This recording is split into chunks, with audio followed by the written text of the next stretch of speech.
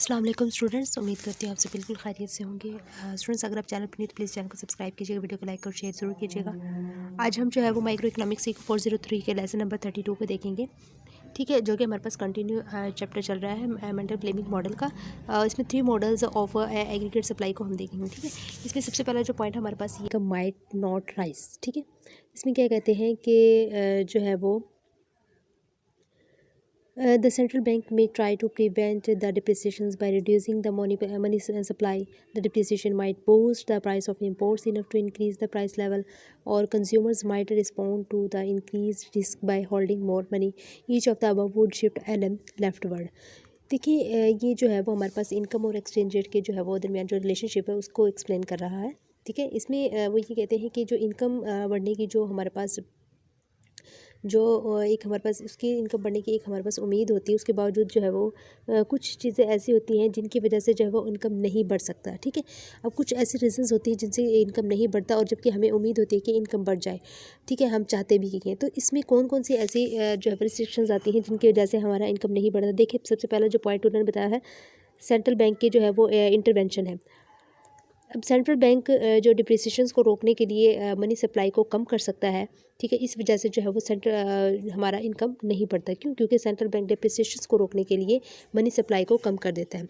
दूसरे पॉइंट पे हमारे पास जो है वो इंपोर्ट प्राइस में जो है वो चेंजिंग आ जाती है। जैसे कि वो कहते हैं कि डिप्रिसिएशन से इंपोर्ट प्राइस जो है वो बढ़ सकता है, जिससे प्राइस लेवल भी बढ़ सकता है और रियल मनी सप्लाई जो है वो क्या हो जाती है, कम हो सकती है, ठीक है। उसके बाद तीसरे में वो कंज्यूमर्स के जो है वो रिएक्शंस की बात कर रहे हैं कि इसमें जो है वो ये कहते हैं कि कंज्यूमर्स जो है वो इंक्रीज रिस्क के वजह से जो है वो ज़्यादा मनी होल्ड कर सकते हैं, ठीक है। इंक्रीज मनी की वजह से इंक्रीज रिस्क ज़्यादा, जितना ज़्यादा रिस्क लेंगे वो उतना ज़्यादा जो है वो मनी को होल्ड कर सकते हैं, ठीक है। इन सभी जो है वो जो तीनों वजह जो उन्होंने बताई है, इनकी वजह से जो है वो एलम कर्व लेफ़्ट साइड पे जो है शिफ्ट हो सकता है, जिससे इनकम जो है वो बढ़ने की जो हमारी होप होती है वो क्या हो जाती है, कम हो सकती है, ठीक है। अब यहाँ पे आप देख सकते हैं the south east Asian crisis भी हमारे पास है। Indonesia, Japan, Malaysia, Singapore, Korea, Taiwan, Thailand, US, इनके एक्सचेंज रेट भी दिखाए हुए हमारे पास, स्टॉक मार्केट्स की भी दिखाई हुई है परसेंटेज, और नॉमिनल जीडीपी का भी परसेंटेज दिखाया हुआ है, ठीक है। खैर, ये जो आपने वैसे देख लीजिएगा, ये वैसे इतना ज़्यादा इंपॉर्टेंट नहीं है, ठीक है। तो इसके बाद स्टूडेंट्स हमारे पास आ जाता है floating with fixed exchange rates. अब इसमें क्या कहते हैं कि फ्लोटिंग और फिक्स एक्सचेंज रेट के दरमियान डिफरेंस उनका जो आपस में मुवाजना करवाया हुआ है, ठीक है। उसमें कहते हैं कि आर्गूमेंट फॉर फ्लोटिंग रेट्स के लिए आर्गूमेंट देना allows monetary policy to be use to pursue other goals, stable growth, low inflation. And arguments for fix rates के लिए कहते हैं कि avoids uncertainty and volatility, making international transactions easier. तो disciplines monetary policy to prevent excessive money growth and hyperinflation. इसका मतलब वो ये कहते हैं कि जो फ्लोटिंग और फिक्स एक्सचेंज रेट्स के दरमियान का जो कंपैरिजन इन्होंने करवाया हुआ है, जो सबसे पहले जो उन्होंने पॉइंट किया कहा है कि वो फ्लोटिंग एक्सचेंज रेट्स के लिए जो है वो आर्गूमेंट्स है, ठीक है। उसमें क्या कहते हैं कि वो कहते हैं कि मॉनेटरी पॉलिसी को जो है वो दूसरे गोल्स के लिए यूज़ करने की जो जो है वो परमिशन दी जाती है, जैसे कि स्टेबल ग्रोथ, लो इन्फ्लेशन, इनके लिए जो है वो क्या किया जाता है, परमिट दिया जाता है।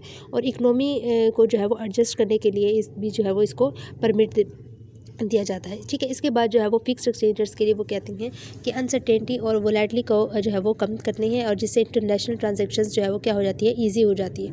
और मॉनेटरी पॉलिसी को जो है वो डिसिप्लिन में जो है वो किया जाता है, जिससे एक्सेसिव मनी ग्रोथ और जो है वो हाइपर इन्फ्लेशन को रोकने में हेल्प मिलती है, ठीक है। इस तरह इसके बाद जो है स्टूडेंट्स हमारे पास आ जाता है Mundell Fleming and the AD curve.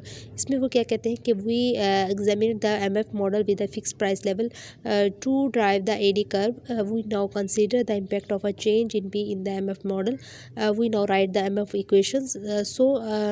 As earlier we could write NX as a function of E because E and we move in the same directions when P is fixed.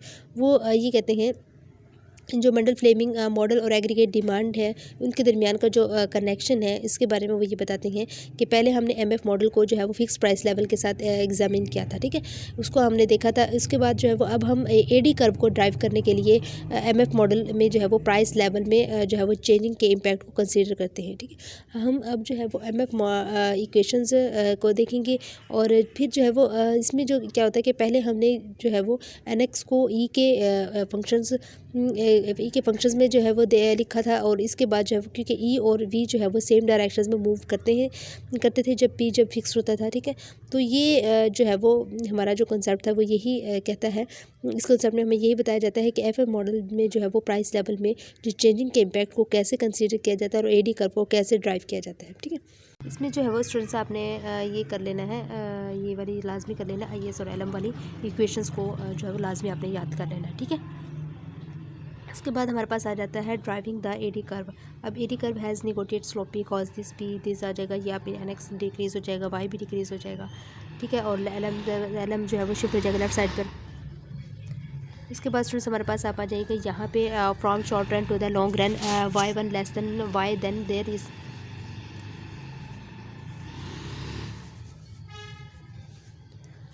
इसके बाद students आप यहाँ पे आ जाइएगा from short run to the long run, हमारे पास Y one less than Y then there is downward pressure on prices over time, P will move कर जाएगा डाउनवर्ड, और काजिम की इस वजह से आ जाएगा, ठीक है। देख लीजिएगा, खैर इतनी ज़्यादा जो चीज़ें हैं वो हाईलाइट की वो आप याद कर लीजिएगा। तो इसके बाद स्टूडेंट्स हमारे पास आ जाता है between large between small and closed, ठीक है। यानी मैनी कंट्रीज़ में क्या होता है कि including the US are neither close nor small open economies, a large open economy is in between the polar cases of close and small open, ठीक है। इसमें ये कहा जाता है कि कैसे कई ऐसे ममालिक होते हैं जैसे कि यूएस हो गया, इसमें यूएस में क्या होता है कि ना ही क्लोज्ड इकोनॉमी होती है और ना ही स्मॉल ओपन इकोनॉमी होती है, ठीक है। इसमें जो है वो एक लार्ज ओपन इकोनॉमी क्लोज्ड और स्मॉल ओपन इकोनॉमी के बीच का एक मिड पॉइंट होता है यूएस में, ठीक है। ना लार्ज स्मॉल ओपन इकोनॉमी होती है, ना ही क्लोज्ड होती है, बल्कि लार्ज का भी जो है वो एक मिड पॉइंट होता है, ठीक है। एक मॉनेटरी एक्सपेंशन की जो है वो कहते हैं कि क्लोज्ड इकोनॉमी की तरह जो है वो मॉनेटरी एक्सपेंशन से जो है वो इंटरेस्ट रेट कम हो जाता है, जिससे इन्वेस्टमेंट बढ़ जाती है, ठीक है। और जबकि स्मॉल ओपन इकोनॉमी में ऐसा होता है कि मॉनेटरी एक्सपेंशन से जो है वो एक्सचेंज रेट की एक्सपेक्टेशंस कम हो जाती हैं, जिससे नेट एक्सपोर्ट्स बढ़ जाते हैं, और लेकिन उतना नहीं जितना कि जो है स्मॉल ओपन इकोनॉमी में होता है, एनएक्स बढ़ता है, ठीक है। ठीक है, इसमें यही होता है, इसमें यही हमें जो है वो बताया गया है कि लार्ज ओपन इकोनॉमी में जो है वो मॉनेटरी पॉलिसी का इफेक्ट क्लोज्ड और स्मॉल ओपन इकोनॉमी के दरमियान में जो है वो एक मिड पॉइंट पर होता है, ठीक है। इसके बाद स्टूडेंट्स हमारे पास आ जाता है three models of aggregate supply, the sticky wage model, the imperfection information model और द स्टिकी प्राइस मॉडल। ये कर लीजिएगा। आपके पास थ्री मॉडल्स की जो है वो सिंपली इम्प्लाई जो है वो ये है आपने Y is equal to Y dash plus R into P minus P की पावर ई। तो वाई क्या होता है, एग्रीगेट आउटपुट होता है, और वाई के ऊपर जब बाहर आ जाता है तो ये आपके पास natural rate of output positive parameter होता है, पी हमारे पास एक्चुअल प्राइस लेवल होता है, पी की पावर ई जो है वो एक्सपेक्टेड प्राइस लेवल होता है, ठीक है। ये कर लीजिएगा आप। इसके बाद स्टूडेंट्स हमारे पास ये आ जाता है, ठीक है। द स्टिकी वेज मॉडल हमारे पास आ जाता है students. Assumes that firms and workers negotiate कहते हैं, जैसे आप कोई भी मुआहदा हमने करना होता है बातचीत करके, ठीक है, बातचीत करना होता है, contracts and fix the nominal wage before they know but the price level will turn out to be the nominal wage W they set is the product of a target real wage and the expected price level. इस पर students ये कहा गया है कि जो sticky wage model ये assume करता है कि फर्म्स और जो वर्कर्स होते हैं अपने कॉन्ट्रैक्ट्स को निगोटिएट करते हैं, और फिर जो है वो नॉमिनल वेज को फिक्स करते हैं, ठीक है। लेकिन ये जो है वो पहले ये नहीं उनको ये नहीं पता होता कि प्राइस लेवल क्या होगा, ठीक है। वो इस बारे में नहीं जानते, प्राइस लेवल के बारे में नहीं जानते, बस जस्ट उसके जो वर्कर्स होते हैं वो अपने कॉन्ट्रैक्ट्स को निगोटिएट करते हैं और नॉमिनल वेज को जो है वो फिक्स कर लेते हैं, ठीक है, विदाउट एनी जो है वो नोइंग। नॉमिनल वेज जो ये सेट करती हैं वो जो है वो टारगेट लेवल और एक्सपेक्टेड प्राइस लेवल का जो है वो प्रोडक्ट होता है, ठीक है। इसमें जो है वो इस मॉडल में ये बताया गया है कि नॉमिनल वेज स्टिकी होता है, और यानी कि जो है वो जल्दी से चेंज नहीं हो सकता। जो नॉमिनल वेज होता है इतना स्टिकी होता है कि जल्दी से इसको हम चेंज नहीं कर सकते, और इससे इकोनॉमी फ्लक्चुएशंस पर जो है वो इफ़ेक्ट पड़ता है, ठीक है। तो इसमें यही है कि स्टिकी वेज जो है वो स्टिकी वेज मॉडल में नॉमिनल वेज की सेटिंग कैसे होती है और इसका इकोनॉमिक फ्लक्चुएशंस पर जो है वो क्या इम्पैक्ट पड़ता है। और इसमें स्टूडेंट्स आपने ये W is equal to omega cross P की पावर ई करना है, W by P is equal to आपके पास ओमेगा, यानी बोथ साइड्स पर जब आप इस इक्वेशन बोथ साइड्स पर पी के से डिवाइड कराएंगे तो आपके पास इस तरह जो है वो सीन आ जाएगा। ठीक है, कर लीजिएगा। अगर आपके पास ये तीनों कंडीशंस आपने याद करनी अच्छे तरीके से, अगर जो है वो P is equal to P की पावर ई हो तो आपके पास क्या हो जाएगा, unemployment and output are their natural rates पर आ जाएंगे और पी ग्रेटर दैन पी की पावर ई हो जाएगा। तो आपके पास ये सीन बन जाएगी कि रेल वेज जो है वो लेस देन हो जाएगी उसके टारगेट से, और सो फर्म से हायर जो है वो ज़्यादा करेगी वर्कर्स को, ज़्यादा वर्कर्स को हायर करेगी फर्म, और आउटपुट जो है वो राइज हो जाएगा, बढ़ जाएगा अब इट्स नेचुरल रेट के ऊपर। ठीक है, और जब पी लेस देन पी की पावर ई आ जाए तो हमारे पास रेल वेज एक्सीड्स कर जाएगा इट्स टारगेट पर, और सो फर्म से हायर फ्यूर वर्कर्स को जो है वो कम चंद वर्कर्स को जो है वो हायर करेगी and output falls below it's natural rate पर हो जाएगा। ठीक है, तो ये आपने अच्छे से कर लेना है। और इसमें ये भी बताया जाता है कि this model implies that the real wage should be counter cyclical, it should move in the opposite direction as output over the course of business cycles.